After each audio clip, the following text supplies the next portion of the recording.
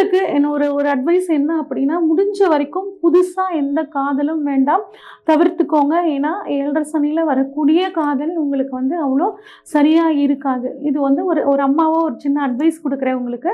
அடுத்து வந்து பார்த்தீங்கன்னா, உங்களுக்கு 9ஆம் இடம்ங்க. 9ஆம் இடத்த குரு பார்க்குறது ரொம்ப அற்புதமான அமைப்பு.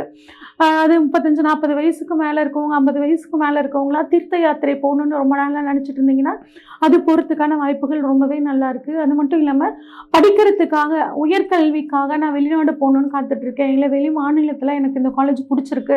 அந்த யுனிவர்சிட்டி வந்து எனக்கு கிடைக்காம இருக்கு. எனக்கு கிடைக்குமான்னு கேட்கிறவங்களுக்கு, அது இப்ப கிடைக்கிறதுக்கான வாய்ப்புகள் ரொம்பவே நல்லா இருக்கு.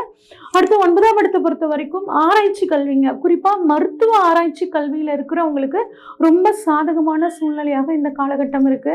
உங்க அப்பா ஹெல்த் வைஸ் சரியில்லாம இருந்துச்சுன்னா, அவரோட உடல் ஆரோக்கியம் இப்ப நல்லாக போகுதுங்க.